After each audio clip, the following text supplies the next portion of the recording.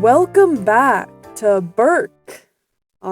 Just kidding. We are in your local movie theater parking lot. I'm Mara. And I'm Gio. And we are fresh out the film. Indeed. Yeah. Indeed. Just got out. What a film it was, man. What a film it was today. Yeah, I think as far as theater experience goes, it was... Yeah, our movie was at 5:15. We rolled in there at like 5:24. Yep, still watched like 10 minutes of previews too. Yep. So. And someone who I worked with also works at the movie theater. Yeah. He scanned our tickets. Mm-hmm. And I was very stressed out while I was having a conversation with him. But Gio said it sounded chill. So. Yep, it's from a third-party perspective, somebody just on the outside didn't get acknowledged for that whole conversation. It was great. What was I going to say? This is my brother? Yeah. Well, we need to get in the movie. Okay, fair enough. For next time. I mean, we could play parts if you want. Like, I could be your estranged cousin who you haven't seen in a really long time. Why would I say that? Especially when we go to this movie theater all the time and he works there. Well, I take trips out every once in a while, you know? I live across the country. Every, like, 2 weeks? Every 2 weeks or so. Okay. Yeah, I would say as far as the movie theater, the physical theater with the screen, not that many people. No. It's hard to see because it wasn't as with like the big, the big comfy chairs. Y'all know what that means. So it's hard to see other people in the theater. So I'm not really sure how many people were behind us, but there was like 8 people in a row. Yeah, there's about 8 people in a row, and ours is probably the most prime time row, right? Yeah. Front, middle. I looked at the seats like right before I came, and it was probably about looked at the tickets again, and the seats were probably about, I'd say, 15 to 20% capacity. Yeah. I feel like we probably got a little more than that by the time we went in. Yeah. So it's probably people just buying immediately before and stuff. Yeah. Lots of kids, because this was a kids' movie. The movie is actually How to Train Your Dragon. Oh, yeah, did we not say that yet? The 2025 live-action version, directed by... What the fuck? I only wrote his last name. Dean. Dean DeBlois. I don't know why the fuck I did that. That was terrible. Directed by DeBlois. DeBlois? Do you know if you pronounce that S or not? I don't know. It seems like one of those S's that might not be pronounced. It could not be. Who knows? He also adapted this screenplay, and it's the live action, the adapted from a movie that was adapted from a book, I didn't write down any of those names. Oh, yeah. It was adapted from a book initially, though? Mm-hmm. I did not know that. Yeah. Interesting. I probably knew that, actually, when I went around. I'll mention it a few times. So, book to movie to now live action movie is the deal with that. It is starring Mason Thames. Thames? You think it's the TH? I think it's the TH. Okay, we'll go with that. Mason Thames, Nico Parker, and Gerard Butler. Yes. Yeah. Do you know what the budget was for this movie? I do not. Can I take a stab at it, though? Take a guess. I think a lot of those sets that I saw on Burke, they actually built, which makes me think they had a pretty good budget for this thing. Mm-hmm. There weren't any big names in the cast. Obviously, a lot of VFX. 200 million. Pretty close. 150 million. 150. It's lower. Wow. Okay, Yeah. I was gonna go 150 first, but I was thinking it might have got some more. But do you want to guess how much it has made opening week in the United States and Canada? opening weekend. Apologies. Opening weekend. I'm gonna guess 30 million. 85.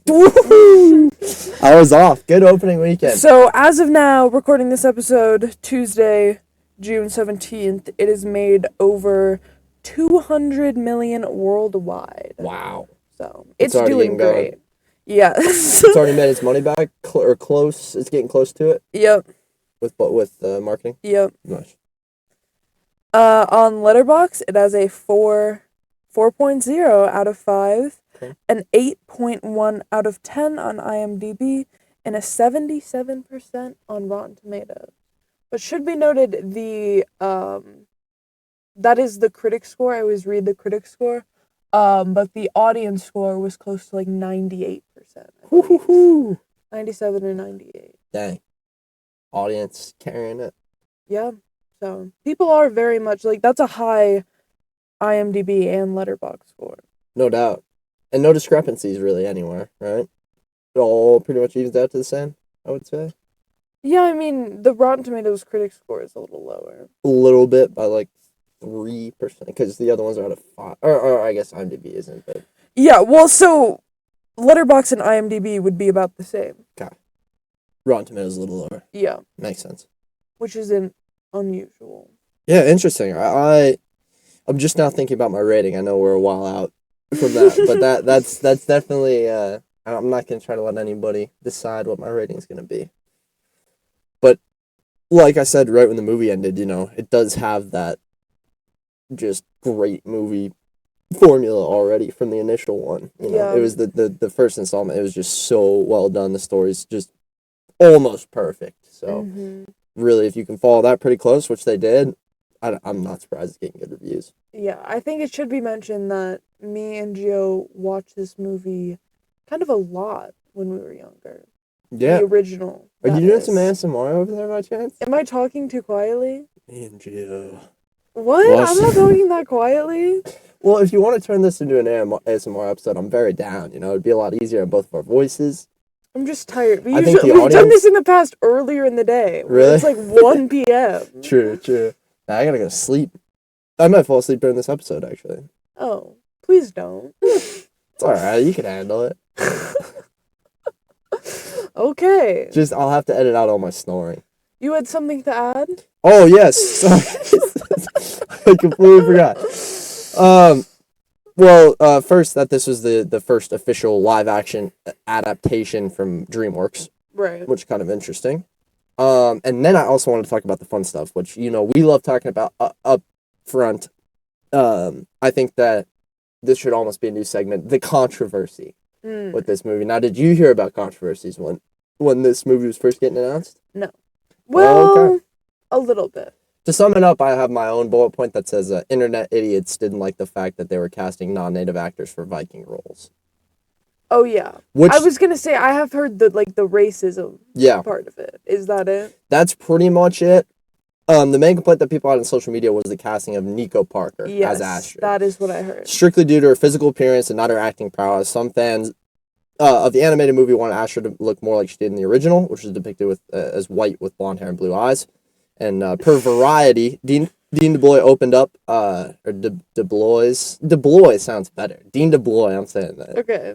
Opened up on the backlash, admitting that it bothered him at first. However, his opinion was that people would let it go once they saw how Parker nailed the role. So, all right. Now that we got there, I'm gonna say that now. In the spirit of How to Train Your Dragon, I have had the hiccups for 2 days. I don't know what's going on. If anybody knows why this happens, but they'll leave for like 20 minutes, or I'm really distracted by something, and then they will quickly return. So I am truly in character as Hiccup for this episode. Yeah, you will be crazy. hearing hiccups throughout. I'm very sorry about that. But yeah, Dean DeBlois said it bothered him, and he was basically just like, once people see her in the role and the expanded mythology of the tribe, which we saw, we'll get to it, but basically they had a lot of people coming from different areas, and they explained that a little bit. Yeah. But it's Dean said it's unfortunate that she has to hear any of that. Yeah. And I think, I don't know how many more times we have to. We've already had this conversation a couple times, but when you're choosing for a role, it should be based off of who is best for that role and nothing else. Yes. Especially the fact that they were going further with the Viking culture in this and not just making it Scandinavian. I think would have been the original, right? Just white people, I assume, like 'cause that's where Vikings are from. but it actually, expanding it beyond that. So I appreciated it. I thought she was awesome in the role. She I had was. one contention that I'll bring up later, but yeah, that's it for the controversy. Damn. Crazy stuff. It's not that big. I mean, these are controversies that should never really be controversies, That's the problem with it, is like if audiences, if Instagram comment sections could just calm down a little bit. Yes. Things like this would be fun. We should wait until if you want to have an opinion about that and loop it into race or whatever it is. I wouldn't suggest doing that, but if you are, wait till after. Wait till she does the role on screen. You actually see it, and then be like, okay, I didn't like it because of this. It's very, very simple. Yeah. Yeah. I agree 100% with that. You got nothing on that. You're probably sick of this conversation too, dude. I know, we've had it so many times. It's insane how often it happens. It's sad. It's so ridiculous. Yes, it is. Obviously, we shouldn't be the ones sick of this. I'm sure there's people out there way more sick of these conversations. Oh, yeah. Than us. Than us two white folks. But yes, you're absolutely right. All right. Story time? Story time. Okay, we'll see how well I can get through it with these hiccups, man. I think it's great. I was all mad today because this was my second day of hiccuping, and I was like, what the hell is going on? And then I was like, wait a minute. It's hiccup. It's hiccup, and I get to see him tonight. So exciting. But first we get the DreamWorks logo, which was very nice. I haven't seen the new animation for a while. I still remember it, the kid actually doing the fishing and then kind of slowly zooming in.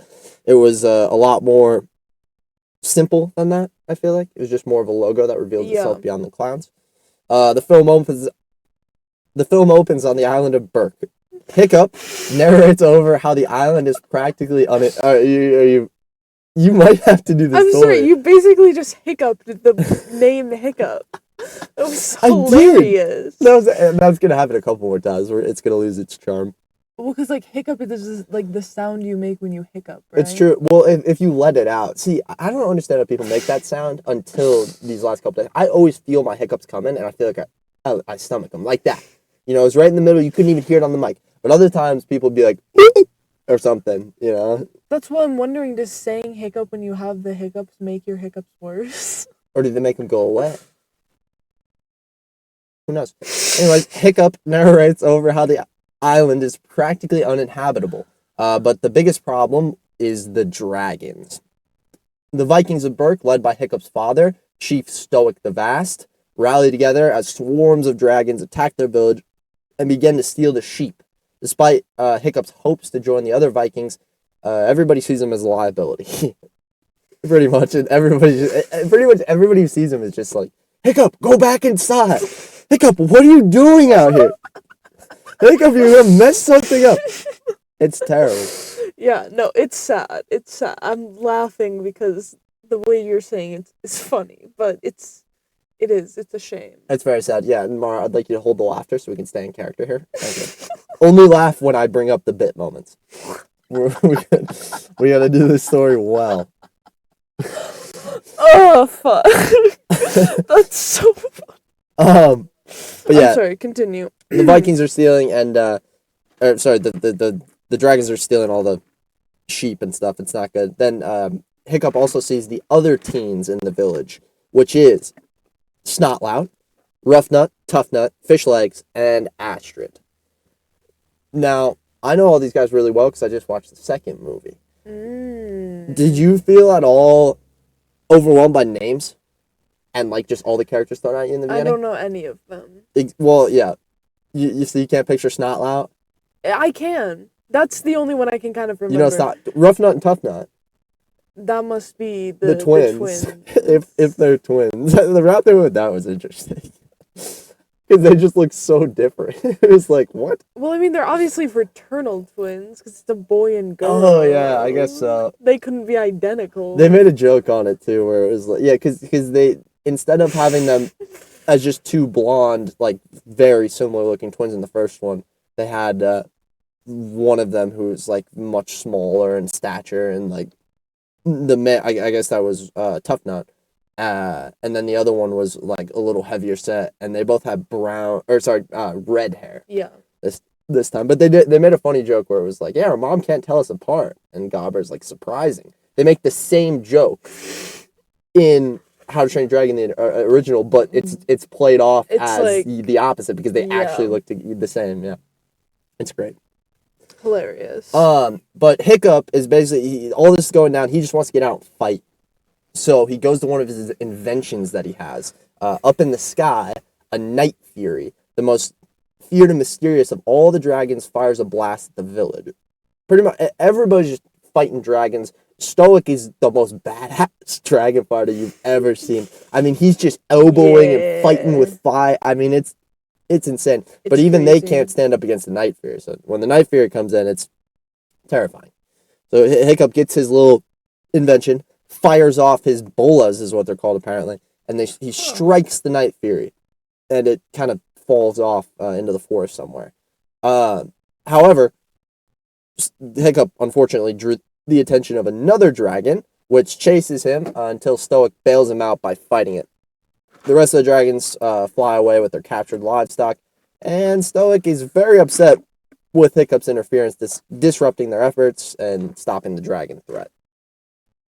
He's not happy at all. Gerard Butler, he just in front of everybody, he just dresses down Hiccup and is pretty much just like, you know. He is so mean to him. Oh, he is so mean. He's like publicly so mean. Oh, yeah. Well, everybody knows how stupid Hiccup is, so that I think it's probably just expected at this point. Yeah, everyone just fucking hates him. It's sad.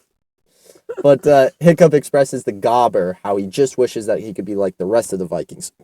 Gobber is Stoic's best friend. He's got a peg leg and a missing arm. And I'll say now, the animated Gobber is so much better than this Gobber. So much funnier. Oh my gosh, this Gobber was like, if you take... It's like trying to have somebody play Mickey Mouse, and then they don't, like, do the mannerisms of Mickey Mouse. You know, they're just sitting there like, yeah, I'm the fucking mouse. Like, that, I know, it's a terrible example, but it's literally like, you have a character set that pretty much his only, like, thing about him that he has is the fact that he's so over the top, and so, like, he's funny and stupid, and he's caring. But beyond anything, he's just animated all the time. And not, obviously, it's an animated character, but he's so over the top. This guy was like a grounded Gobber, which I didn't like. I was not a fan. I will say, I haven't seen the original How to Train Your Dragon in a very long time, and Gio has seen it very recently. Yes, we're on very different levels of How to Train Your Dragon. I made a video on the first one a few months, or like last year, so I'm very familiar with that movie. Last year? Yeah. Didn't you just make one? I just made a How to Train Your Dragon 2 video. Oh. Nice, I love it. We're definitely not selling the channel right now. Gio Santilli at Gio Watches Television if you want to look it up. Yeah. It's well done. Make some great videos. Oh, yeah. Stoic then leads a council meeting between the other Vikings. They've been searching for the dragon's nest in hopes to wipe them out for good, but their lack of success has started bringing down the morale. Everybody's starting to get a little frustrated with Stoic, and Stoic he's in a tough spot. He just has to keep, hyping him up pretty much. Yeah. Just keep giving the hype speeches, man, because otherwise you can't let morale get down or else you're going to starve for the winter. So he gives a rousing speech, and they also listen to the elder, Gothy is her name, who says that she's like a psychic or what, I don't know, she's a very spiritual lady. She says they have a chance at finding the nest. So Stoic proceeds to round up his fleets and sail out, continue to try to find the dragon nest and stop the dragon problem at the source. He also has a quick heart-to-heart with Gobber about Hiccup's place in the tribe before he leaves, and how he worries that Hiccup does not have what it takes to do what they do. I'm so sorry. It's gonna be terrible on the mic because all the time I'm just doing these little like. I know, but you did it on Hiccup again. It was funny. There's two. Keep counting them up, man. We're taking shots for every time I hiccup while saying hiccup. Already. But yeah, Stoic is look, you said he's like bad to Hiccup, and he 100% is. He doesn't treat Hiccup well at all. mean. But this conversation with Gobber pretty much opens up where Stoic's head is at. And he wants his son to follow in his footsteps. And when Hiccup is so Hiccup, as they say multiple times, it's just nothing like Stoic at all. You know, so he doesn't see his kid as somebody that he's grown, right? He wants to be the person to grow this kid. So I can understand the frustration. Doesn't excuse the way he treats him, but right. Desperate to prove himself, Hiccup goes out into the woods to try and find the Night Fury. He comes across the dragon trapped in his own net not the dragon's net, Hiccup's net that he shot. So Hiccup walks over with his little knife and prepares to kill him. He raises the knife above his head and he's about to bring it down. But after looking into his eyes and seeing the dragon pretty much accepting its fate, Hiccup instead decides to let the Night Fury go. Now, it's such an iconic scene. So iconic, dude. So what are your thoughts on it? Did it live up to the original? That scene 100% did. It was my first time seeing the dragon, so I was already amazed. And so many shots were the exact same as the original, which I really liked a lot. Yeah. I do think, just like I said in the original, like, that is the stupidest thing you could possibly do. I mean, that's literally like, I don't even know, dude. What would that be like? You live in a place where there's just bombs going, and maybe that's not a great example now. Jesus Christ. But if you live in a place where there's a whole bunch of bombs going off, right? And then you find the biggest bomb, and you have a chance to disarm that bomb, and you're like, fuck it, dude, nah, I can't do it. I mean, it is terrible. There's not one person on Hiccup's Island that thinks that those dragons have any humanity to them. I mean, it's even said that Hiccup's mom died to dragons. Okay. But in my eyes of this movie, it's kind of a very, what do I say? Like, political? Like the dragons, like, it's like a war movie, basically, in a kid's way. 100%. So, like, the dragons could be representing a different group of people that, like, oh, everyone was told they're monsters, these soldiers. They totally so, are. like, I feel like that's what it's sort of, and that is kind of showing. But in that moment, we haven't watched the movie yet. Hiccup hasn't met the dragon yet. You know, he hasn't gotten to but that's, like, the first step in that journey. I'm just saying, forward. It's insane. What caused him to think of that step it's like just this level of humanity unlike anybody else. Because if you're told that the enemy is the enemy and it's battened down into your head and you fight it all the time, and now you're supposed to see it as human, you know, or as friendly. But I mean, that is possible, because that's how, like, things change in the world. If everyone who was just, something was told to them over and over again and they believed it, then, like, it would be rough.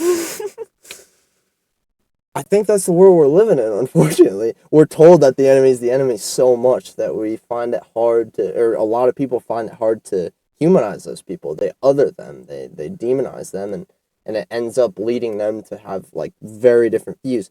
Now, I hope I'm one of the people like Hiccup, where you can, you know, no matter how much somebody tells you the way that a group of people is, or a person or an animal is, or whatever, that you can look past that.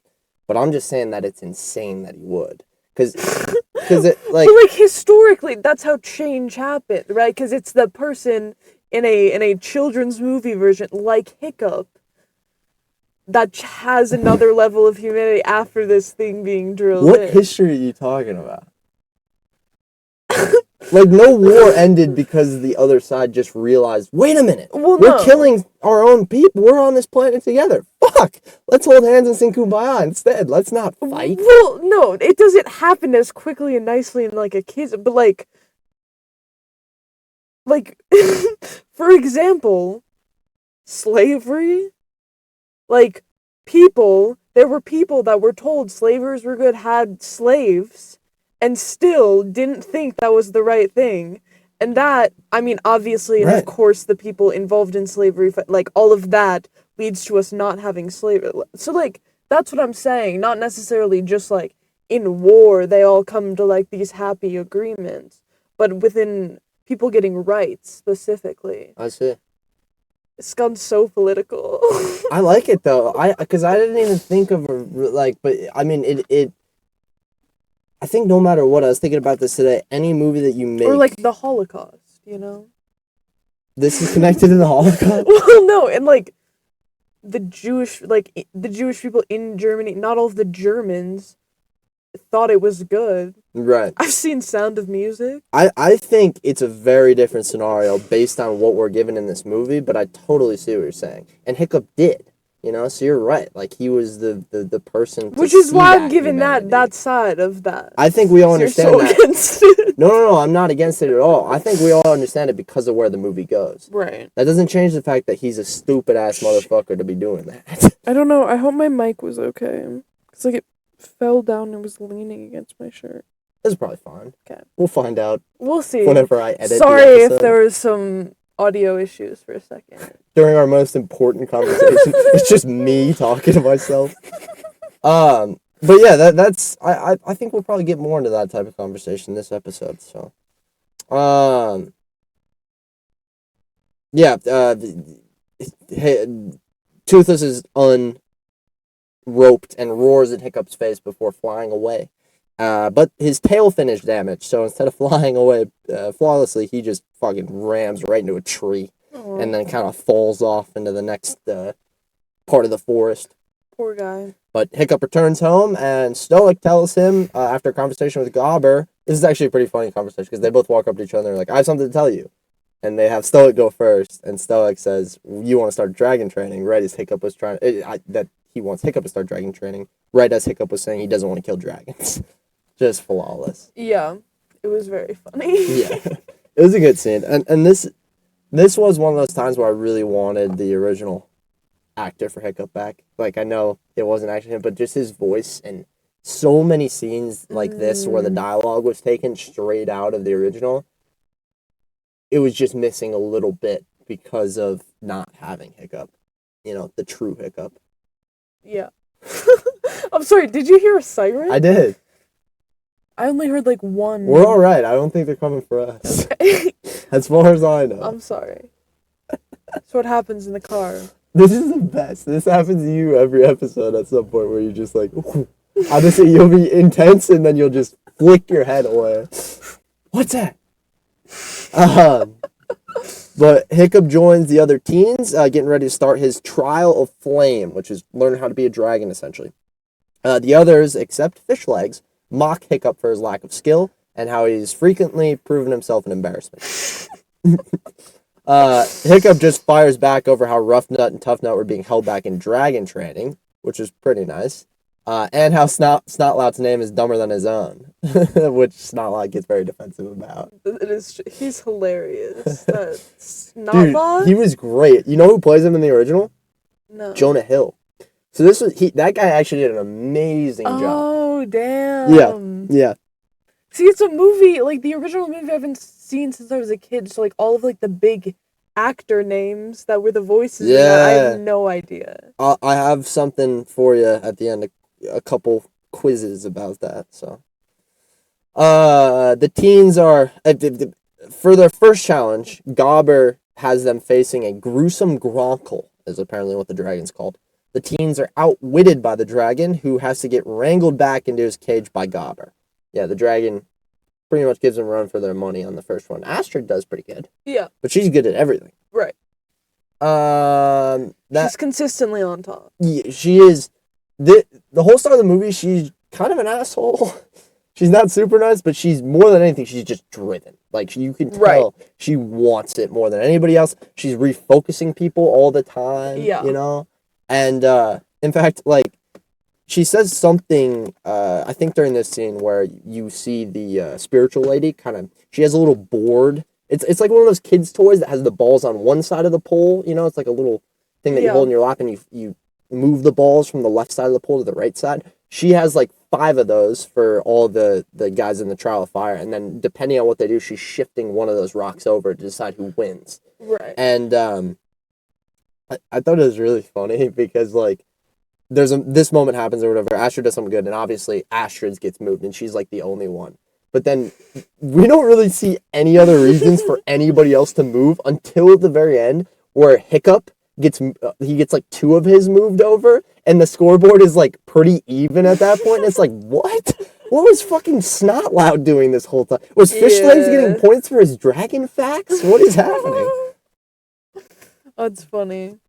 But after all that training goes down, oh boy. Hold on. We have a technical difficulty. There's two lids. I can't get my drink. Oh, there's two lids on my drink.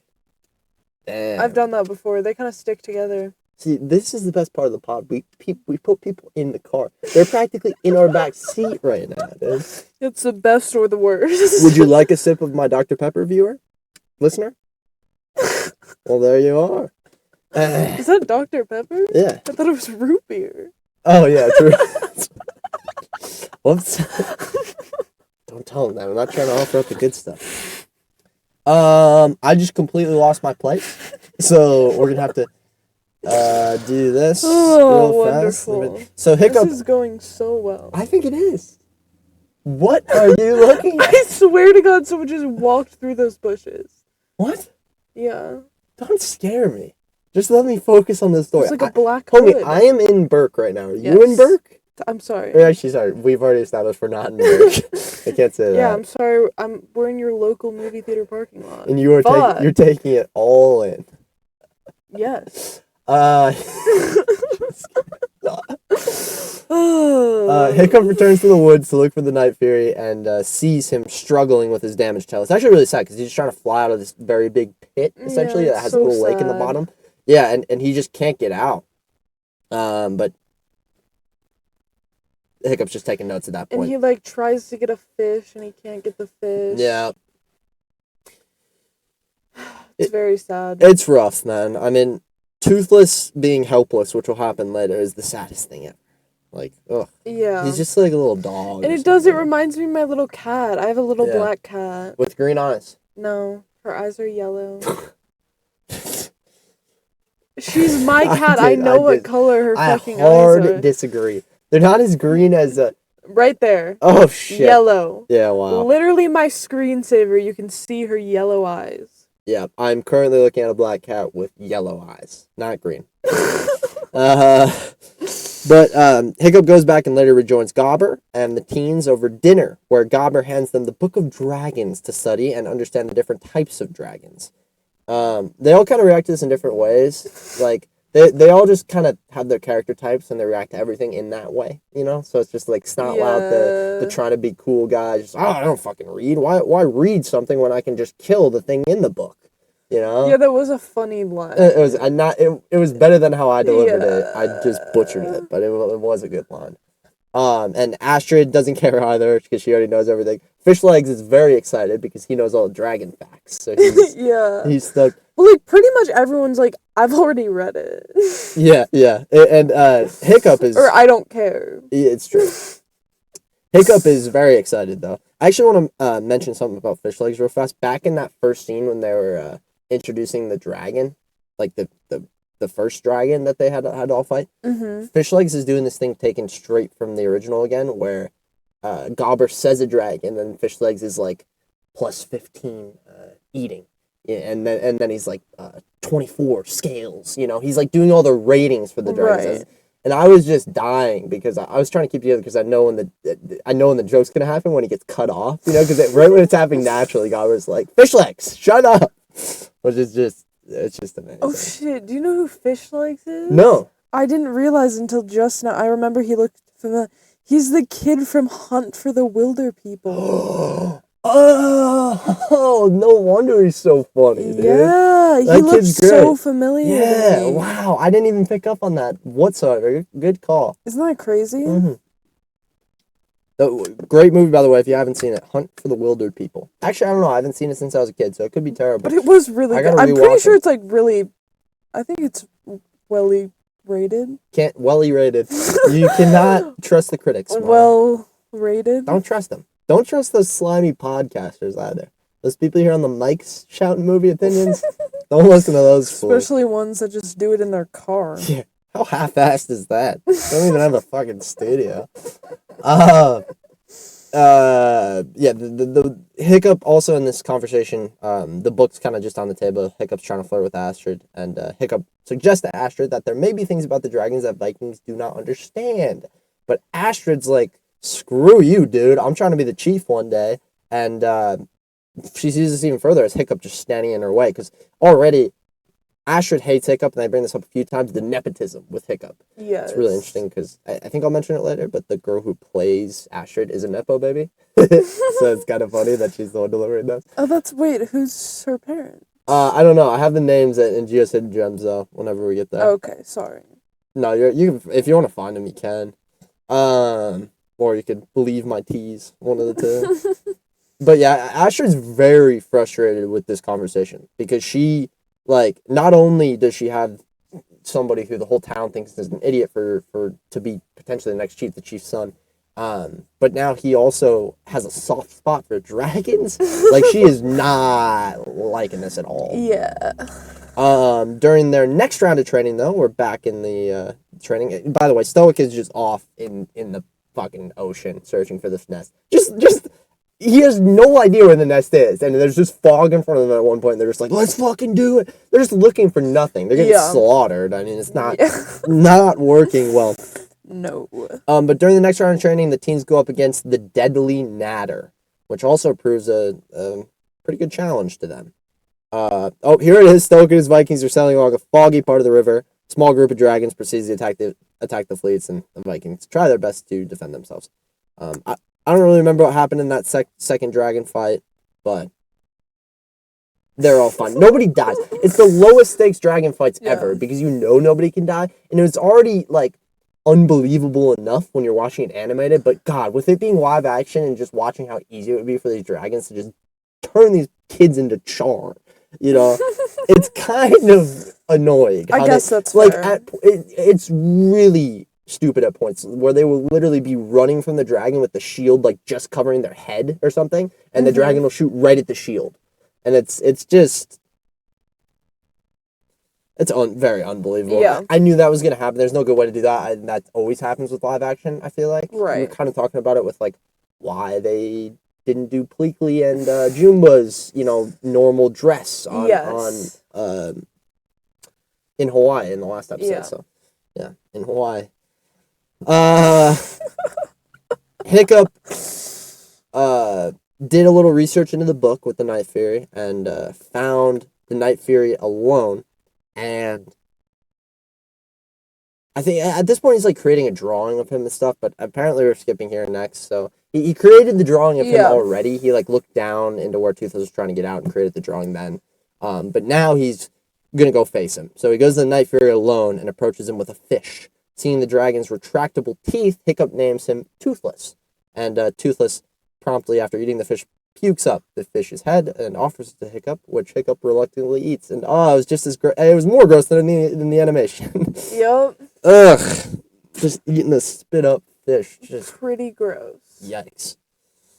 Wouldn't that be a great time to take an ad break for like I know it wouldn't actually be, but if we had ad breaks, to take an ad break for like a food company right there, or like, oh, that tastes terrible, and then it's just like, shop at Sprouts. So perfect. So yeah, Hiccup and Toothless just spend a bunch more time together. They do some drawing in the sand where Hiccup draws a little picture, and then Toothless picks up a very big tree and draws his own picture. And it's just, this scene is movie magic. I mean, there's no other way to say it. It's full-blown movie magic. And they did it in the original, they did it in this. These are the ones where I really appreciated shot for shot because I could feel it, from the original.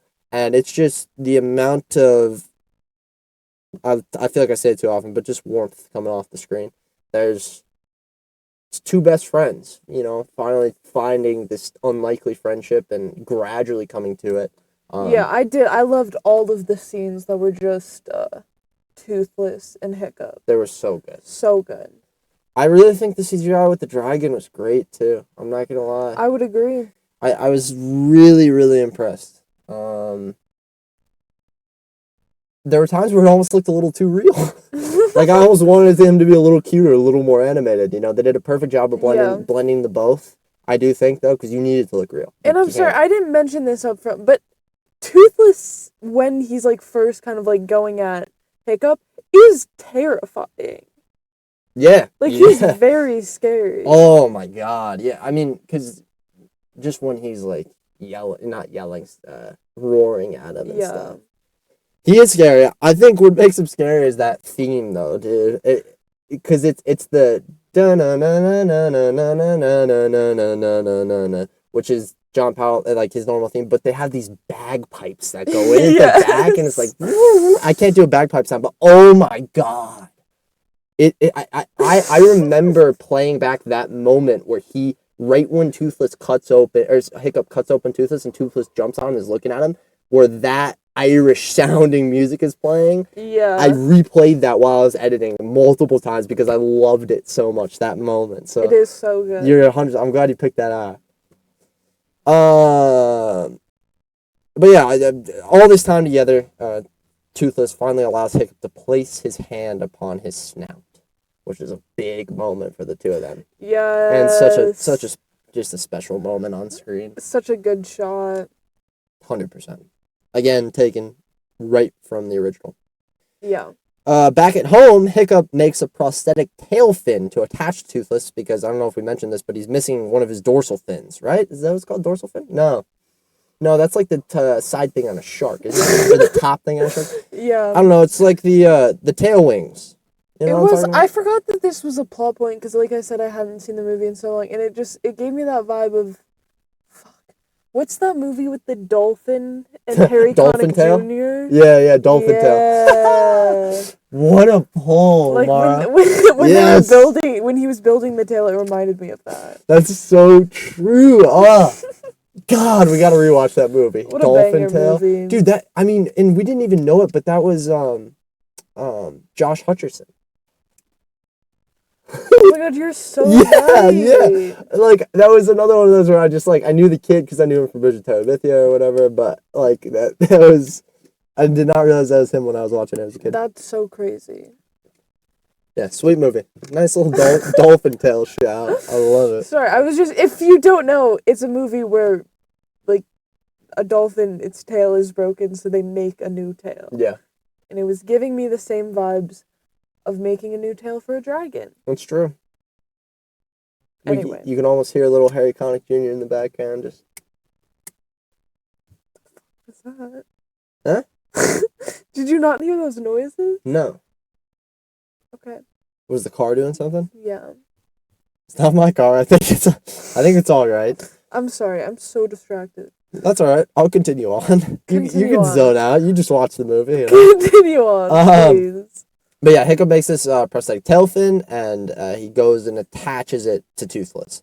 So he does this by getting a whole bunch of fish, distracting Toothless, and then finally attaching it on. They get their first real flying, which is just Hiccup hanging on to Toothless's tail as Toothless is just flying all around it. It's so cute. This is where all the flying scenes were so freaking well They were done. so good. They were amazing. Just the things that they would think of, the movements in the air, the just following camera shots that would have just hundreds of little rocks going in front of it, and just like a lot of the flying scenes, if I'm being honest, remind me of Soarin' at Disney World. wow, That yeah, ride. totally.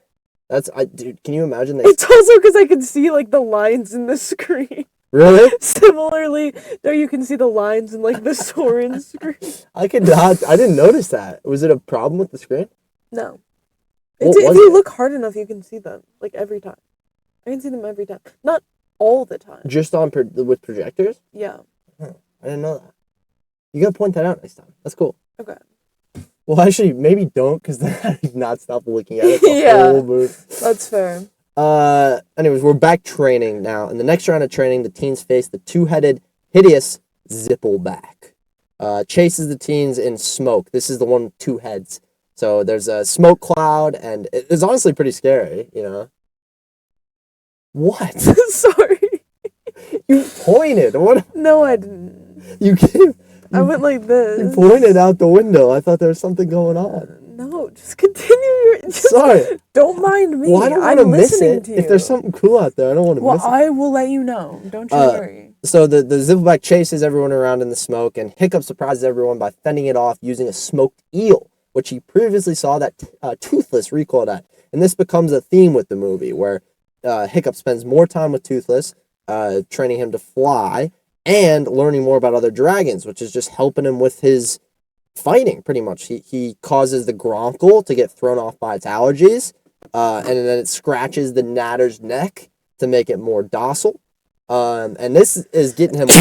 Bless you. I'm so sorry. No, you're all right. Bless you. This is getting him much more popularity. Like, he's starting to climb the ranks of popular, which is not good. Snout, Fish Legs, Rough Nut, and Tough Nut all start liking him a lot more too. Everybody likes him except Astrid, who only becomes more and more suspicious. We also, within all this, we also get to see Toothless use a reflected light to subdue a tiny, terrible terror, which also bit Tough Nut's nose. But it's so cool. He's just learning all these things from Toothless, and then going into the arena and tricking the dragons, essentially, every time. Right. And no matter what, there's Spiritual Lady up there just moving the ball across the line. You know what? Hey, I see what he's doing. He's not actually fighting these dragons, but we might as well let Stoic think he is. Sure. Like, that's the thing. They can all see that he's not actually fighting the dragons. Like, guys, we can't... Because when Stoic comes back, they frame it as like, you see your son? He's a fucking dragon fighter now. He hasn't fought one dragon. He keeps doing random shit. Yeah. Come on, guys. But it's working, I guess. It 100% is working. Hiccup is also just really ironing out the flying as much as he could. He's building a cheat sheet to help him with Toothless as they take to the skies. They did a lot of like preambles to the flying where, he tied him up on a rock at the top of the hill and just kind of coasted in the wind to get used to the system, because basically there's pedals on the side of Toothless where Hiccup has to put the collapsible wing into multiple, like, different phases as they're going with these pedals. They then start freaking flying, pretty much. I mean, they start getting the hang of it. I start hearing the theme in the background. That's how I know when they're gonna hit the big flight. And they get high enough to fly just across the land, just coasting, having a really good time. There's this thing in the movie which they only do once, which I was sad because Hiccup does it a ton of times, where Hiccup is looking at his little sheet of where to switch his pedal to, and he's like, okay, position 3, 4, position 4, and he just keeps doing that, where he's like, all right, position 5, position 3. And he does that like 5 times in the original, so they only did it once in this, unfortunately. So yeah, this is what. Hey man, if I lose my place, it's not my fault. Right. Oh, I seem to have lost my place again. Give me just 1 sec. Oh my god. Got it. Yeah, they're flying. The theme is going crazy. It's the fucking full-blown, the song. Yes. Bum, bum, bum, bum, bum, bum, bum, bum, bum. But it's just... Sure. I get chills just hearing that song normally. I got chills from my own voice right there. That's how much I love that song. Unfortunately, though, Hiccup loses the sheet midair, and that causes him and Toothless to fall. So Hiccup's somehow, as he's falling, grabs the sheet out of the air, which is such a feat. They shouldn't be falling at the same rate, right? Because the sheet should be way more affected by the wind than Hiccup is. So that already doesn't make sense. That's fine. Don't know. But Hiccup basically gets back in his harness on top of Toothless and regains control at the last second. Looks down at the sheet, has little to no time. The sheet's not opening up in time, so he just tosses it out and says, fuck it, let's go to the instincts. Yeah. Boom! Pulls up. Oh, it's so clean. It's so good. So clean. So clean. So yeah, big moment there. Now, Stoic has returned to Berk with a dwindling fleet. There's only 1 ship left, but he's very surprised to hear about how well Hiccup has been doing. Yeah, Gobber did not give any details about what Hiccup is doing, just how Hiccup's doing. This is setting Stoic's expectations very high for his son. Yeah. Yeah, not good. So Stoic goes and expresses great pride in his son and informs Hiccup that he's going to be the one to kill the dragon for the final test. Is that how it goes? Yeah, I believe so.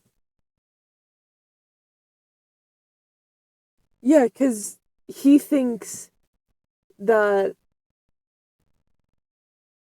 Hiccup thinks that his dad knows about Toothless.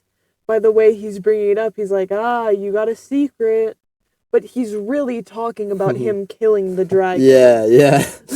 That's it was a great scene, yeah, where it comes up. He's like, Yeah. I know you've been hiding something from me, and Hiccup's about to tell him about Toothless, and it's like, no, yeah, you're absolutely right. Yes. That's a good little scene there. But yeah, and it's also just finally they have that moment of Stoic finally like accept this kid, and they sit down and have a conversation about it. And it's the most awkward Right. conversation ever, where they can't say anything, they don't know what to talk about, and it's just like, all right, I gotta go, I'm tired, or whatever.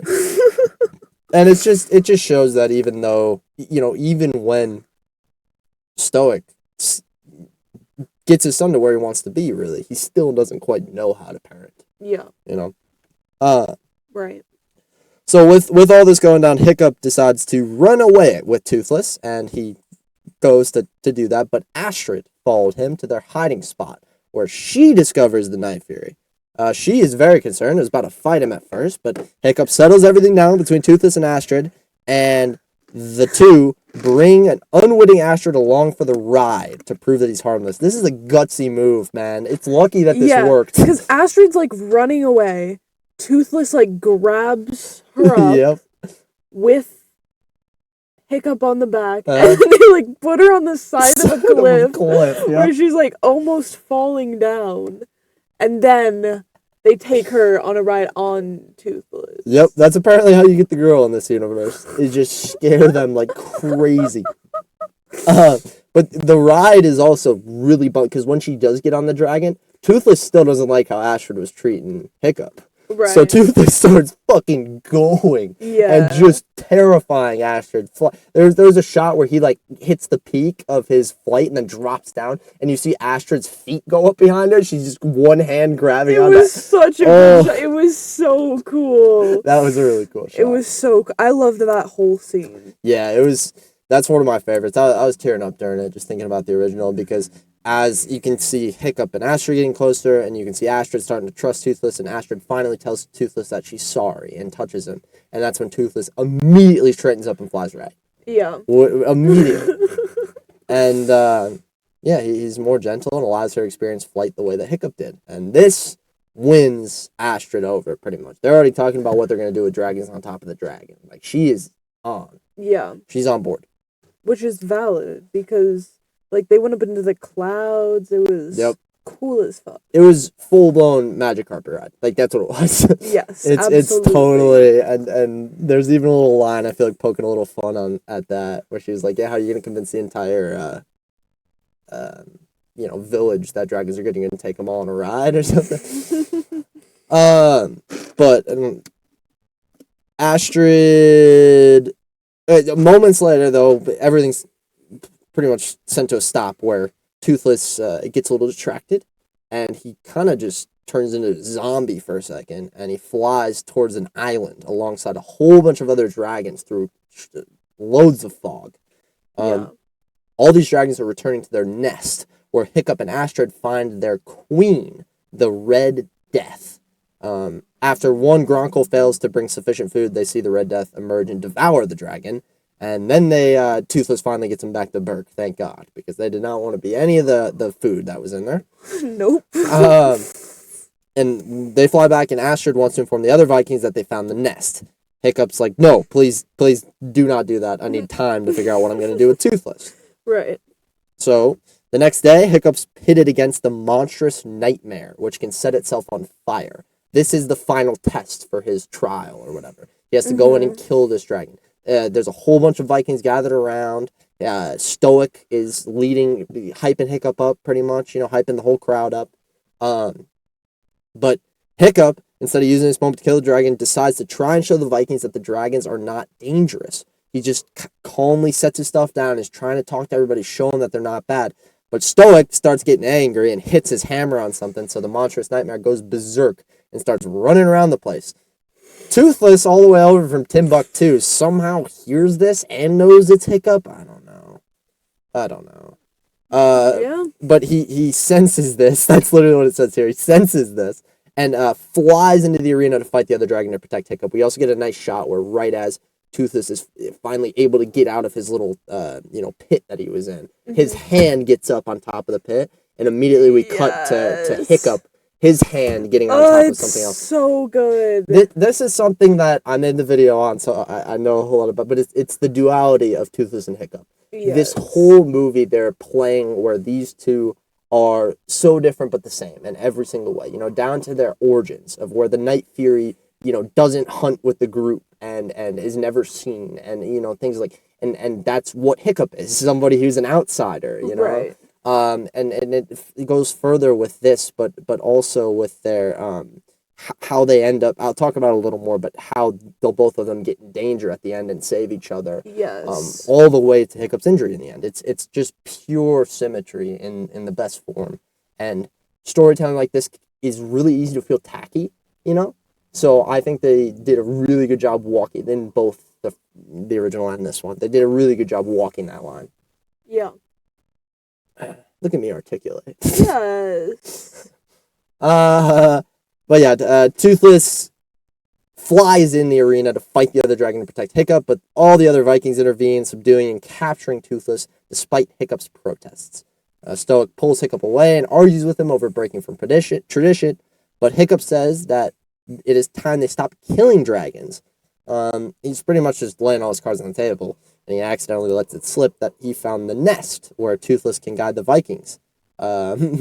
This obviously is Stoic's cue to use Toothless to get the Vikings to the nest.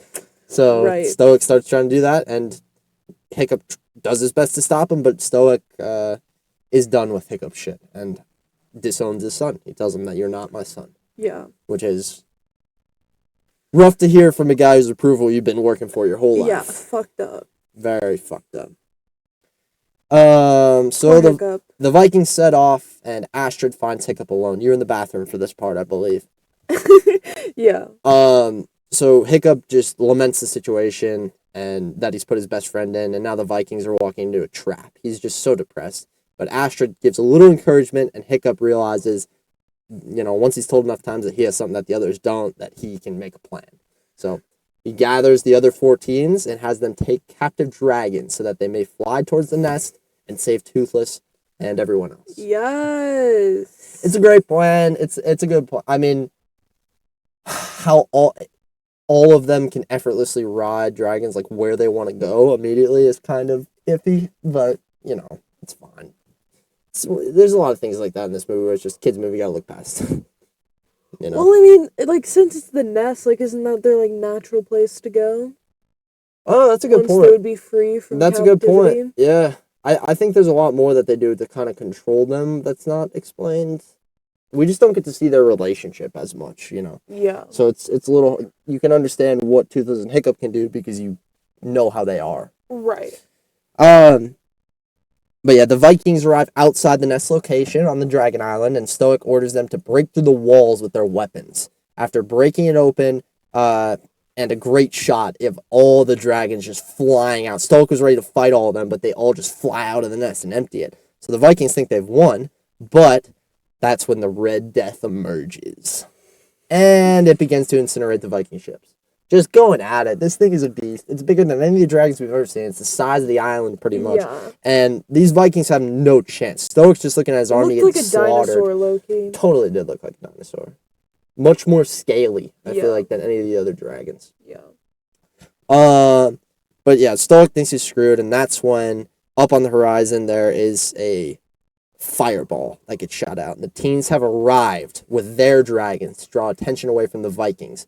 Even Snotlout's dad appears proud of his son for the first time. We didn't touch on that, but Snotlout has this subplot the whole movie where he's trying to get approval from his dad, and it made me sad. I was happy they went back to it because he was like, "Hey, Dad!" After he got back from, he was like telling him his dad got back from trying to kill the dragons the first time, and Snotlout wanted to tell him all about what he was doing. And his dad was just like walked away, and he's just like, "Oh yeah, we'll talk at home." Before he was like, "Don't talk to me in public." Yeah, it's sad, man. sad, but done in such a funny way. 100%. But that's when Snotlout's dad sees his son on top. His son at that point actually got on top of the big dragon, and he's very proud at that point. Yes. Hiccup goes to free Toothless, who is like just captured on the boat. But it doesn't go very well because he's trying to save him. It's obviously his dragon harnesses. They're not thinking about how easy access to get out. They're thinking about keeping the dragon in, so he can't do it. The ship gets hit with a firebolt, and Toothless falls underwater, and the ship's sinking. Toothless is sinking. Hiccup's trying its best to get Toothless out, but he can't. Right as Toothless is falling into the water, Stoic grabs Hiccup and saves his life. But then Stoic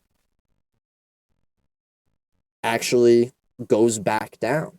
He witnessed his son being a leader and saw for the first time that he needs to trust his son. But before he does that, he gets down the water. Immediately before saving Toothless, he looks him in the eye for just 1 second. And Toothless gives just this slight little look that is like the most trustworthy dragon you've ever seen. Stoic lets Toothless out, and Toothless emerges from underwater. Gets Hiccup on his back. They get ready to go, and quickly Stoic apologizes to Hiccup, says he's proud of him, and simply lets Toothless take care of business. Aww. It's just a great moment. It's Stoic putting aside his losses, finally trusting his son, and getting to have that moment. It's just wonderful. Yeah. So Hiccup and Toothless fly high enough to basically bait the Red Death into the air, get into the skies. This whole time, the other 4 characters who came to help out on dragons have just been messing with the dragon the best they can. They're taking all the stuff that we learned from training and being like, stay in the blind spot and, make sounds and stuff like that. Yeah. They're combining all of it. But Toothless and Hiccup are just flying high into the sky. The Red Death is chasing them like crazy. They get high above the clouds, and the Red Death fires a huge flame blast, which causes the prosthetic fin to start to burn up.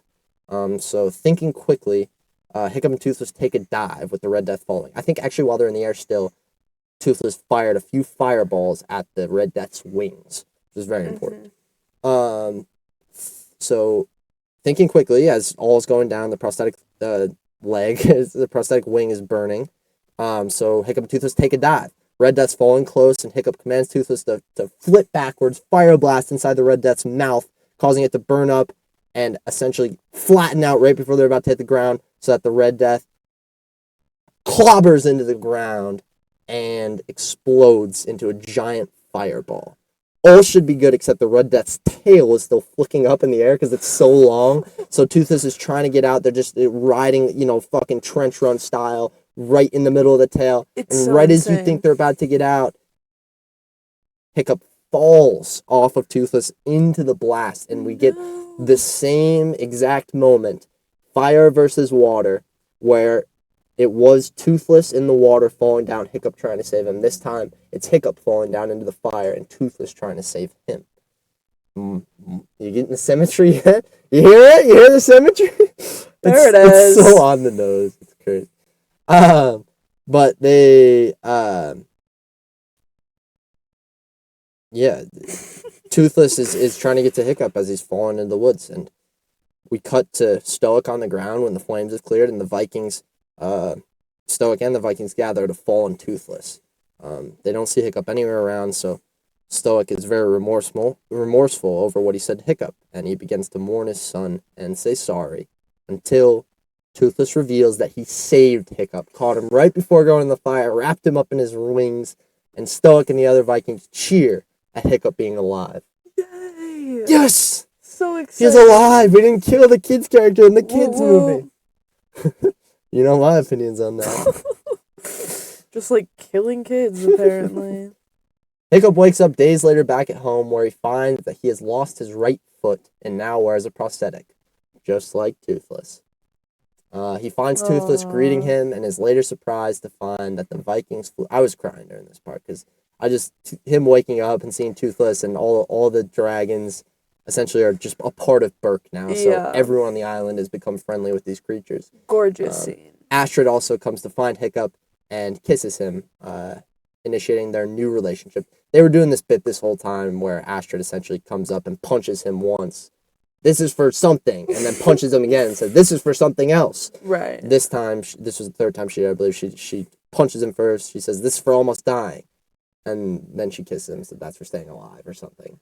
And Yeah. it's a lovely moment. So nice. I'm a sucker for like setups and payoffs like that. You know, like it's just those small things I feel like make movies so much better. Me too. I agree. Gobber also comes out with a new fin for Toothless, allowing him and Hiccup to fly again. The teens take their creatures up to the skies and fly around the island. Hiccup's narration concludes that while Berk is still not a great place to live in, the best thing about it would be dragons. And that is our movie. What a good movie it was. Banger of a film. It was a good time. I think on this character section of this podcast episode, I do want a lot of your opinions because I cannot remember how much character development was done within the first movie. Yeah. But to start off, obviously it's a kids movie. So as far as like kind of like the teen character, like and I think you said this maybe before, is they're very much one thing and just like turned up 100% to that thing. Yep. So you know exactly who they are. Like they just say very obvious lines leading to a very like specific personality trait, basically. Like in a few seconds you can tell exactly, like everyone fucking hates Hiccup. He's like a very like Belle-esque character. Yeah, 100%. And like you can tell Astrid is like you can just tell exactly what's happening so quickly and who those characters are and what they're going to be just because it is a kids movie. Totally. So they're going to give you that information really obviously. Yeah. I think that was the same in the first one, you know, with a little more of that, honestly. Mm-hmm. Where it's just like these character types are one character type, and then that goes into every line. Yes. You know, in this movie, they at least, like what they did with Snotloud, I think was one of the biggest things for me, was just this small subplot with him and his dad, which humanizes Snotloud just that much more and makes him kind of a likable asshole. Yes. You know, which in the first one, he was just an asshole. Right. I think I talk a lot about this in my How to Train Your Dragon 2 video because the hardest part about that movie to me was how you're going to take these big characters and actually make them work still. Because they still have to have their shticks. They still have to all be the same one-dimensional people, you know, but they have to have more. And it can't feel tacky. It can't feel like the same jokes. Yeah. And they end up doing that perfectly by creating a love triangle. They fix it. But they have a nice blend in this movie, I would say, of those characters, and then the ones who rise to the top and do change. Like Astrid is the one who starts off as you think she's going to be one of those characters, and then she ends up having much more to Absolutely. her. Yeah. Best character? Can I go first? Or do you want? You can go first. I don't know who you're going to say. Go first. I'll go first. I think best character was Astrid. Astrid, yeah. She was so awesome. She was so good. Love her. Her performance. And I always loved her in the original movie as well. Yeah. She was always my favorite. She really knocked it out of the park. I mean, because she really, to me, she didn't remind me as much as the original Astrid. Like in the beginning, she felt a lot more rough and tumble. Like, which I really appreciated, because that's what they're trying to do with that character, is make her just a straight badass. She couldn't care less about, you know, the feelings of Hiccup. Exactly. And then her just gradually kind of shifting into the opposite of that. I think maybe it was done a little bit fast, because she doesn't have as much screen time as a lot, you know. Yeah, it's possible. But I think a dragon ride would make me change my tune pretty fast. That's so valid. For you? Yeah, I'll go favorite character, Toothless. I'm definitely going to take Toothless. I mean, he's just like, obviously what they did with the visual effects for him, I thought was absolutely amazing. The perfect blend of just cartoony enough, just real enough. In fact, maybe cross over in the real too much, which I did not expect, so I like that. I think that he says so much without saying anything. You know, you can see what Toothless is thinking all the time on his face. And I just love how simple-minded he is, you know, in a good way. where Yeah. it's like he will put Astrid through the fucking ringer, knowing what Hiccup's going through. At least, you know, you think she is. He can tell. Until she says I'm sorry, and even with Hiccup, he won't reveal Hiccup to the Vikings until they say they're sorry. Like he has so much agency for a character that should just be getting bossed around the whole movie. That's true. Yeah. That's mine. Crazy. Really? Didn't expect that. I mean, Stoic was the close second. That's my honorable mention. Is Stoic the Vast? I think an arc like that is just fucking perfect. Yeah. Gerard Butler in The Flesh was amazing. Yes. Too. He did Because he so is good. the original, right? Yeah, you do know that. Yes, he is the original. That's the one I do know. Yep. That was the same guy. Voiced the original and then actually got to play the character on screen. Crazy. How cool would that be? Insane. You spend all those hours in the booth and now you actually get to put on the fucking helmet. Shit. That's an insane move. So cool. For worst character, I'm gonna go with. The thing is, I don't know a lot of the characters' name. I'm just gonna go with what's the guy? He's like helping Hiccup, like he's like training them. Yeah. Yeah, Gobber. There just wasn't a lot going on there. Yes, I already kind of vented my frustrations on him earlier. I'm with you on that one. I know, that's why I took it away from you, so you don't say the same things twice. Yeah, that's smart. Anything else there? That's all that.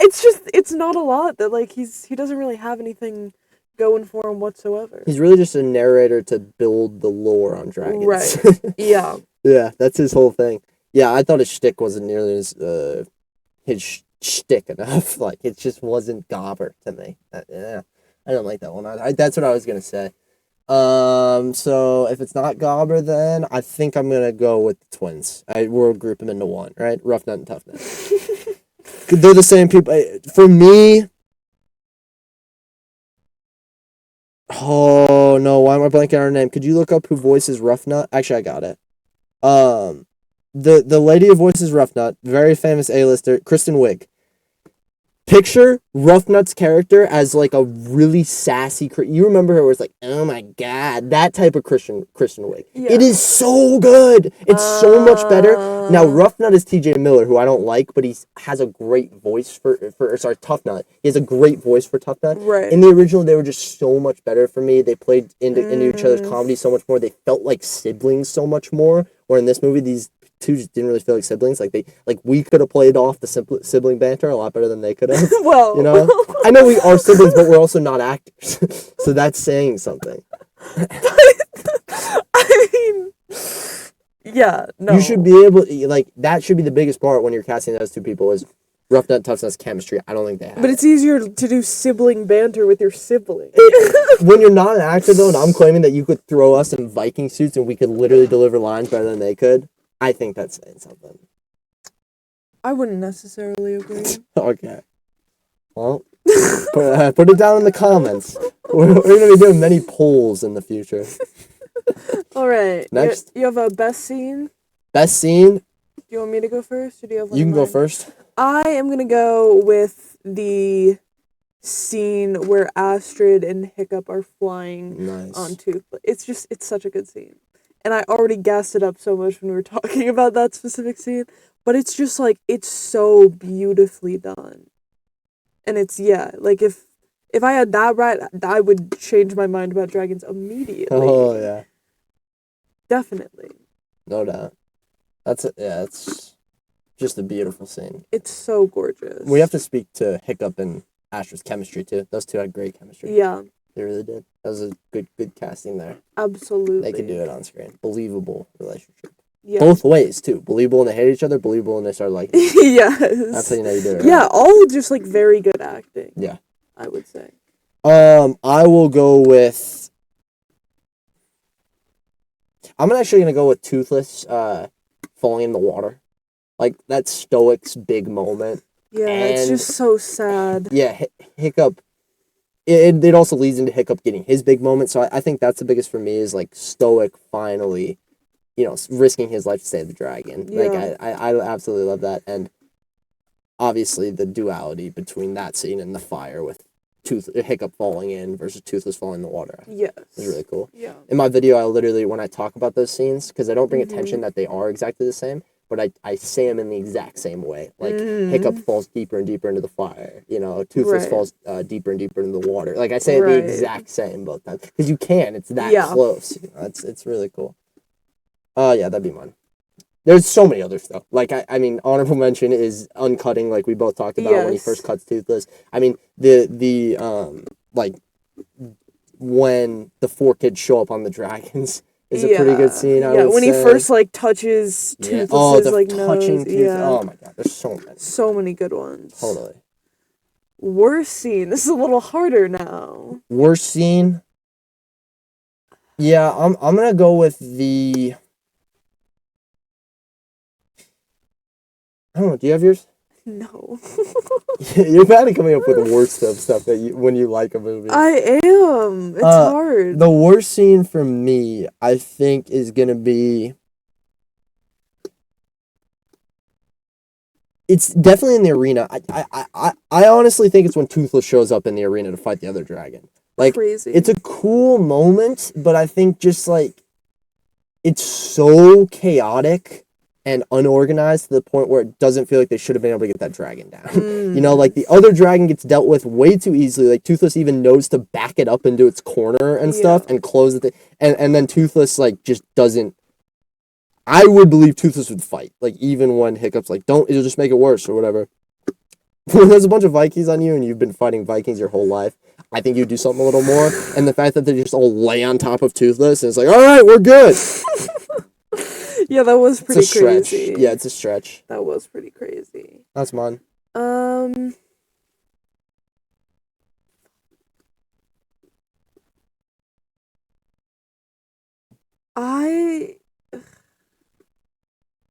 God damn it. I'm so bad. Would you like me to coming start the up with Jeopardy music worst again? scene. Fuck. I'm just gonna go with the... See, I'm just thinking of scenes that I, like, don't like because they're sad, but, like, are portraying the right emotion, so they're not the worst scene. Like, that's all that's popping into my head right now. That's like my awkward line delivery conversation that we had, you know, where it's like, yeah, it's fucking supposed to be awkward, G. Yes. That can't be your least favorite moment. Fuck.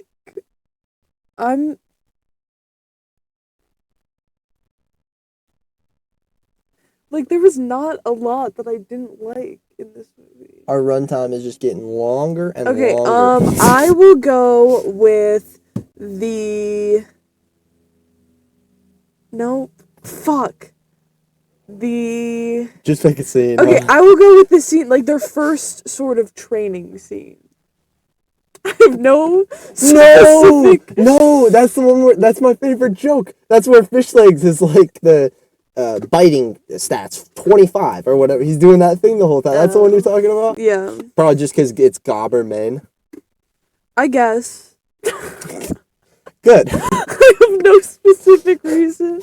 Alright. But I'm going with that one. I'm starting to get a So I'm not ballpark for where... thinking here forever. I'm starting to get the ballpark for your rankings going to be, I think. Are you ready for your hidden gems? Sure. They're a lot shorter today, unfortunately. Geo's Hidden Gems. Sorry, actually, welcome to Geo's Hidden Gems. I'll put the sound in. I'm not going to hit the board. It's flipped around the other way. Yeah, so I you was don't all know where it confused is. looking down at it. When you do that, it shakes the entire car. Does it? Yes. I'm sorry. I thought the car was on. Mara was just tapping her foot on the ground or something. We're in a small sedan this time, so the whole car is just fucking shaking. It's fine. First gem is Dean DuBois didn't initially want to direct because he's not fond of live action, like a lot of other people. He only decided to direct once he realized how important his vision would be to bring to the project. So I like a dude who does that. Took one for the team because he can do it better, essentially. Iconic. He said that this version, in my opinion, retains the best aspects of the original while adding good, subtle, and significant advancements. Significant is the only one I'll cut out. Good and subtle advancements, yes. There wasn't anything significant. The significance that he's referring to, the only thing that it could be is the culture, which was one scene of pointing out, hey, we have you from, you know, we have this, we have this minority from this island and this minority from this island. And it's a little bit to me, it felt a little disingenuous. Like, you don't have to call. I feel like by calling that out, you're almost making it like a point that shouldn't need to be made. That's you fair. know? But I do understand it with how it was received with the casting and everything. Yeah. So that's where I'm a little torn. Mason Thames. He was very nervous about taking on the role of Toothless. What? No. The role of Hiccup. I mean, they're a joint package. Sure. He said that he wanted to do the fans right. He was very worried because the guy initially just brought so much to the character Hiccup that he couldn't do it justice. Mason Thames was nervous about taking on the role of I already read that. Wait, do you know how old he is? I do not. You can look it up. I think I probably should have talked about it in characters, but to speak on his... Dad, he's younger than me. Really? What? Oh my god. Wait, I hate that. I hate when, like, people, like, now that I'm at an age where, like, there are, like, actors in, like, big movies that are younger than That's me. weird. That is awful. And now we just have to deal with it for the rest of our lives. Children. Yeah. Fuck. That's terrible. Yeah, that's gonna be weird. That's gonna be really weird. That's already he's younger than you too. Yeah, I think about that a lot watching college sports now, because it's like I'll be watching them my whole life. I was watching them, they're older than me, and now I'm just like, wait a minute, this guy's a freshman. He's 2 years younger than me. What is that? That's so weird. Yeah. So like when somebody comes out on the floor and they're like, it's the true freshman, I'm like, oh my god, this kid is like me 2 years ago. I want to see. I'm sorry, I'm doing an age thing now. I want to see how old the girl who played Astrid was. That's all right. I was about to talk about Mason Thames' performance as Hiccup anyways. I think that for... Go ahead. The biggest thing about Hiccup, and probably what they cast him for, was his voice. He's got this cadence to his voice that just, like, brings awkwardness in every single word. I don't know what it is. He almost, like, talks in the back of his throat a little bit, and just, like, there's no way to replicate that unless... I apologize for forgetting his name, but unless you're that man. Thames took Hiccup's character and did everything he could with it. Mm-hmm. That's what I will say. I still don't think it lived up to my expectations for Hiccup, but he did everything he could. So there's no complaints I can make. I think he brought the mannerisms. He just didn't have the voice, and that voice means so much to that character. Also, question for you. Who do you think was the only American actor in this film? The only American actor? There's only one. Was it Mason Thames? It was Mason Thames. Okay. The only American. I think I knew that because I've seen, like, interviews, and he doesn't talk in an accent. I guess he could have been Canadian. That's true. You never know. Canadians right now would hate to be mistaken as Americans. So. But I knew the girl that played Astrid it was from somewhere else. Yeah. She had an accent. That's cool. I didn't actually watch any interviews. I don't know. I see them on TikTok. Her accent could be from anywhere. She's an Nepo, but it's probably like combination of things, you know? Oh, yeah. She's moving. Especially if her parents were doing, acting at the time, because she probably was moving at that point. Right. But Mason Thames, a little more on him. He traveled to London for his audition and participated in a chemistry read. I assume with Astrid or Stoic, one of the two. About 2 weeks later, while he's at home, Toothless. Or Toothless, great. After about 2 weeks later, while he was at home, he hadn't heard anything and assumed that he wouldn't get the role of Hiccup. Then he received an email asking him to hop on a call with Dean DeBlois to discuss notes on his audition. Initially, Thames thought the call would lead to a rejection, but instead, DeBlois asked, "Actually, we just have one question. Would you like to play Hiccup in our movie?" Aww. Thames revealed that he jumped out of his chair and accidentally broke his light in excitement. He noted that it was a very special moment filled with pride, and his family shared his joy. He's a huge fan of the character Hiccup, and he even dressed up as Hiccup once for Halloween when he was younger. Aww. This was meant to be. Meant to be. That's so nice. This film is dedicated to Gerard Butler's mom, who passed in January. This was done without Gerard Butler's knowledge, so it's the first time him finishing his screening, he saw that, and he was very, very happy. Oh. It's a cool move from Dean. Classy move. That's very classy. So classy. Burke is a lot more multiracial in this version, as we were talking about, with a quick scene explaining that many villagers have ancestors from all over the world. The original film had the Burkians be exclusively white. I think we've gone enough into that, right? Yeah. Dean DeBlois also is in the movie as a fat Viking who is insulted when Hiccup says the village could do with a little less feeding. If you remember that line, he was one of those guys. I don't know which one, but he was apparently one of those Vikings that like grabbed his stomach. It's kind of funny. Like the others in Dragon Training, Astrid criticizes Hiccup for benefiting from nepotism as the chief's son, while she came from nothing. Nico Parker herself, like I mentioned, is often cited as an example of a nepo baby, being the real-life daughter of actress Thandie Newton and director Ole Parker. Do you want to look at that name real fast? Because I don't recognize your name, but it's Thandiwe Newton. Thandie Newton. I don't think I know who that is. I haven't heard the director Ole Parker either. But she's lower level nepotism. Oh, she's in Crash, Westworld, Mission Impossible. She's in Westworld. 2. Who's she playing Westworld? Maeve. Oh, She's in The Pursuit of Happiness. I know her well. Yes. I need to know that name, actually. She's Mona in Big Mouth? Yes. Dude, she's such a good actress, too, Mara. If you ever watch Eshe Westworld. and Mufasa? Nice. Yeah, she's in a shit ton. Huh. In Solo? She's in Solo? Yeah. I don't even know who she plays. Mara, you gotta watch Westworld one day. She's amazing in Westworld. Maeve is such a good character. Okay. The Red Death in this movie is actually colored red in the remake, as opposed to it being an informed attribute of the original, which was colored mostly blue with purple spikes. Isn't that interesting? The Red Death was blue with purple spikes in the original. That is It's still called the Red Death. Don't know why. This last one we have for Geo's Hidden Gems, I'm actually going to correct myself. This film is not made by DreamWorks Animation, but it's only released under the studio's label.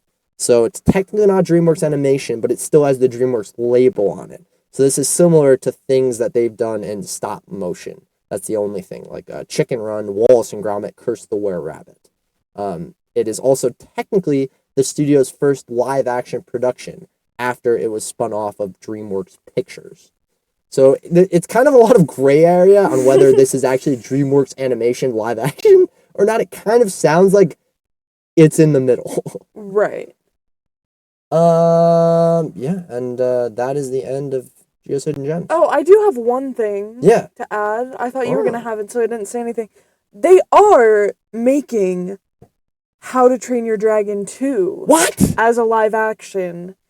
It's projected to come out in 2027. I think they're in like the pre-production process. Expected June 11th, 2027. That's huge. Yeah. They better cast Cate Blanchett as Hiccup's mom. Oh my god. She voices Hiccup's mom in the second one, and she is amazing. Amazing. They could. They should. That's really cool. That's awesome to hear. Thank you for telling me that. I did not know that. Yeah, I saw it when I was looking for my research today. Because in the IMDb, like, you know, when you scroll down, you can see the more movies. It says, like, followed by and, like, remake of and all that bullshit. And it said followed by How to Train Your Dragon 2. And I clicked on it, and it is not the animated How to Train Your Dragon 2. Because I thought, I'm like, that's weird. They have, like, the animated one following it. Nope. Dude, that's so cool. Oh, man, that gives my video more hope. That's great. All right. Themes and messages. I mean, once again, it's a kids' movie, so they're pretty obvious. Obviously, like, friendship. Yeah. Standing up for what's right. Like, family. All that bullshit. I think humanizing the enemy. Yeah. Like we talked about up front, that was a huge one. I think that was a great conversation. Just like empathy in general. Empathy, 100%. Yeah, willingness to change, you know, not being set in your ways. This is just, you know, kids movie, like you said. All on the nose, but all really, really positive themes. Yes. Now, who'd you cast me as? There's only one good choice. I mean,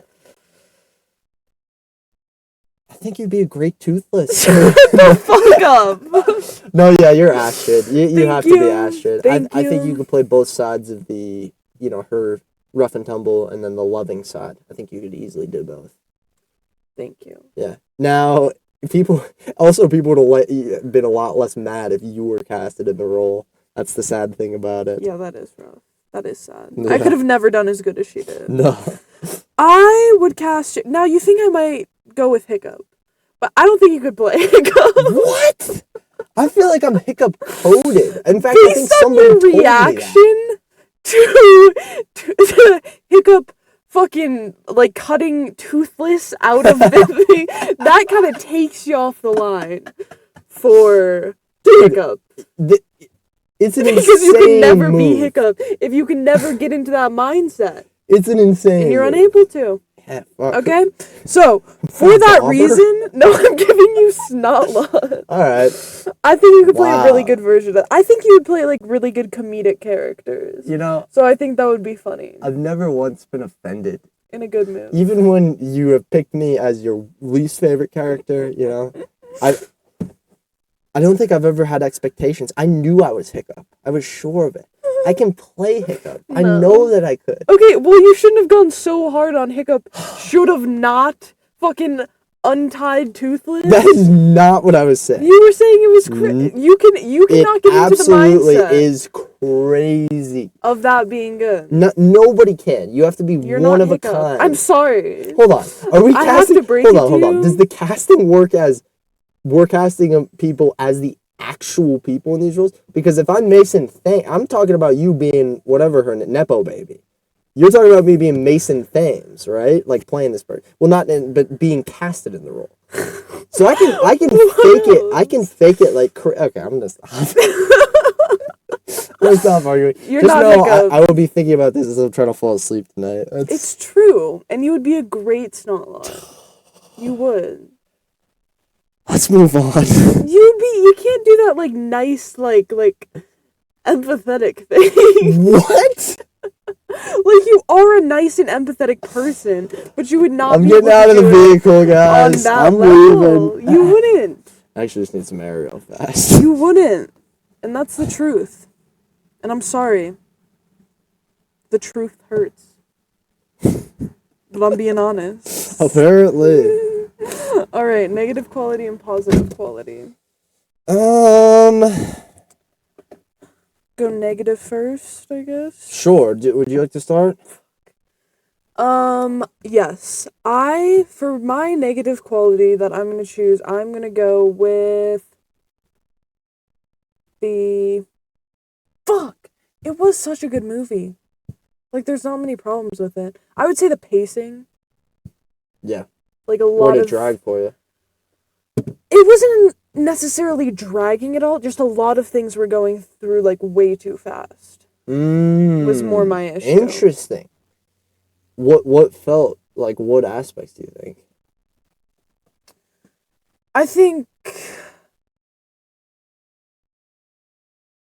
I don't know exactly, but just, like, a lot of the Toothless and Hiccup moments were really slowed down, which I like. And then later, some of, like, the Hiccup and Astrid were very slowed down. But the rest just felt like it was like, go, go, go, go, go, go, go. Yeah. And then we get to that moment, it's like, okay, breathe, we're back at it. Oh, Like, I feel like that's the best way I could describe you're that. totally right.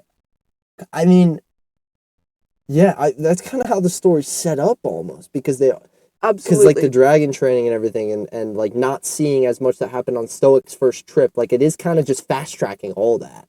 Yeah. You know, the dragon training we keep coming back to, but all those scenes are snappy. And it's not necessarily, like, it's not a terrible thing. Like, it's more of just a preference thing where I almost, like, wasn't picking up on things because it was going by so fast, and that's kind of crazy for a kid's movie. Because I wasn't prepared to have to be that locked in.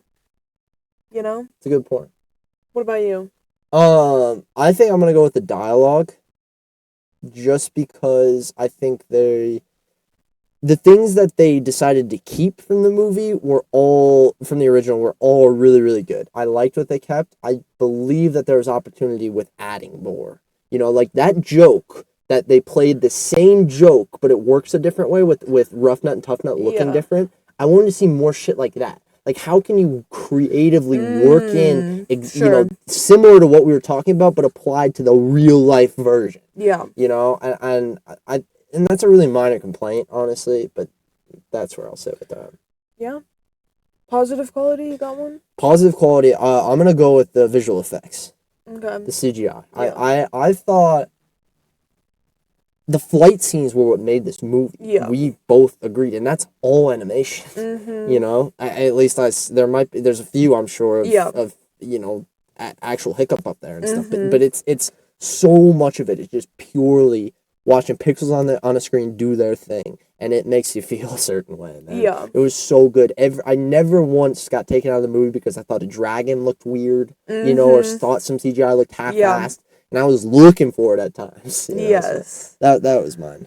Yeah, I would say my positive one would just be the cinematography in general. Like, specifically, the camera angles and the lighting were just incredible. Like, there were so many good shots. Like, one where we see Hiccup and he's in the light, and then the light turns off, and we just, like, kind of see him in the darkness, but you can still see his, like, silhouette. Okay. It's from this lower angle, like, beautifully shot. I was just thinking about that the entire movie. That's cool. Yeah, they were definitely doing a lot with the camera. I think that also, you know, touches the amount of times that they're doing shot for shot and making it look fucking perfect. Yes. That's impressive. Absolutely. Okay, do you have our critic reviews? I do. One good, one bad? Or is it two good? Two good, two bad. Sorry. So we'll start with the bad ones first. This first one is Peter Howell from the Toronto Star. He says, is writer-director Dean DeBlois being consistent or just lazy?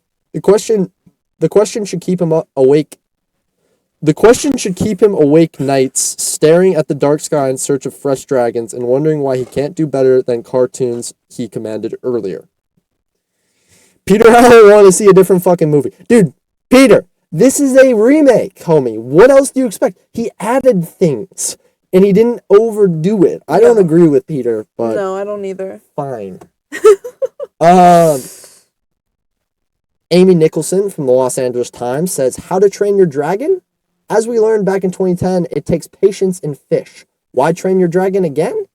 That's harder for filmmaker Dean DeBlois to answer. What are these people looking for? Yeah, it's not again. This is not a sequel. Guys, they're doing the same things that the first did. I need to read these full reviews. I also want to throw in Matt Singers from Screen Crush real fast because he said, he gave it a rotten score and said it plays like cinematic deja vu.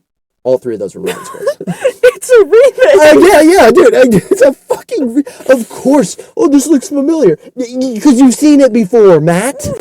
Jesus. Oh, that's funny. The positive ones we have from Kristen Lopez, the film maven. How to Train Your Dragon doesn't reinvent the wheel so much as the same wheel again in the same fun way as the original. The visuals are beautiful to look at, and the cast brings a lot of fun and heart. Agreed. Yeah. Donald Clark from the Irish Times says, one could bang on all day about how familiar so much of this seems, but it is only fair to acknowledge that judged as an independent entity, the current How to Train Your Dragon works as a sleek, charming, and funny entertainment. Yeah. I'm much more on the side of the positives here. Me too. Yeah. I think the positives actually understand that this is a remake. Yeah. But yeah, that's what it seems like. That's it for our critics' reviews. Yeah. All right. Look at that. All right, time for our rating. Here we go. You go first? You can go first. Me first? Okay. How to Train Your Dragon. Where do I even begin? Sorry. It's getting late. I'm getting tired. Let's wrap this shit up. This movie did exactly what I expected. Okay? Nothing more, nothing less. Going into this, I expected a shot-for-shot remake. Actually, I'm going to rephrase. It did a little bit more than I expected.